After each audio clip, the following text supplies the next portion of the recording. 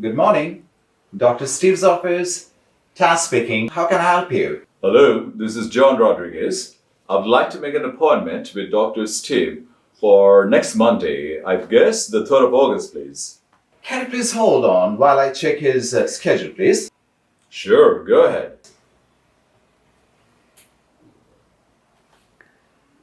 I am sorry, but Dr. Steve will be away from his office on Monday. How about on Friday, the 30th of July? I'm afraid I'll be really tied up at office that day. Oh, that's too bad. How about on Wednesday, the 5th of August? Whoa, perfect. That's okay with you? Please put me down at 11 o'clock. Thanks a lot. No worries, sir.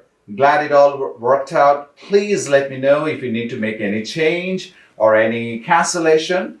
Have a wonderful day. You too, thank you.